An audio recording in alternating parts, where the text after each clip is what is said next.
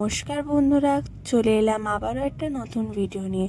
সকলকে জানাই আমার চ্যানেলে স্বাগত।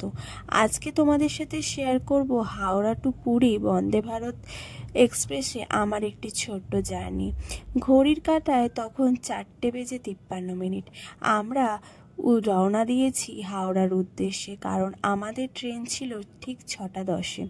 তাই চলে যাচ্ছিলাম হাওড়ার উদ্দেশ্যে। আর যখনই গঙ্গা নদীর সামনে দিয়ে যাচ্ছিলাম, এত ভালো লাগছিল যে কি বলবো। আর স্টেশনে গিয়েই দেখি ইতিমধ্যে আমাদের ট্রেনটাও চলে এসেছে। এটা নিয়ে আমার সেকেন্ড টাইম বন্দে ভারত এক্সপ্রেসে। আর এই দিকে দেখো, আমরা উঠে পড়েছি ট্রেনে। তখন বাজে 5:41, আর কিছুক্ষণের মধ্যেই ট্রেনটা ছেড়ে দেবে। আর এদিকে দেখো, আমার গোপুসোনাও কি সুন্দর বসে পড়েছে। আর আমাদের সিটগুলো পড়েছিল একদমই পাশাপাশি। 45 থেকে 46, 47, 48 আর 49 এই ছিল আমাদের সিট নম্বর। আর ঠিক 6:11 ট্রেনটাও ছেড়ে দিল একদম সময় মতো।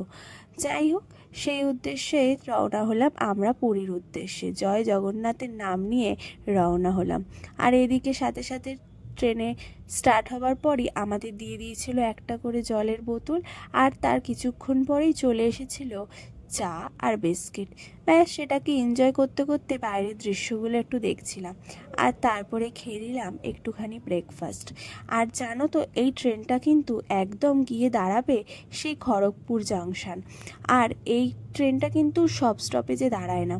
প্রথমে দাঁড়ায় খড়গপুর, তারপরে বালাসোর, তারপর ভদ্রক, তারপর জাজপুর, আর তারপরে একদম কটক, ভুবনেশ্বর আর খড়দা রোডের পর একবারে শেষ হয় সেই পুরীতে গিয়ে লাস্ট।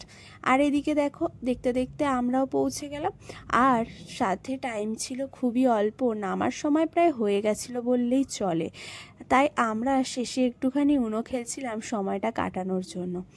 আর তোমাদের এটাও জানিয়ে রাখি, আমাদের এই ট্রেনের ভাড়া পড়েছিল 1260 টাকা করে।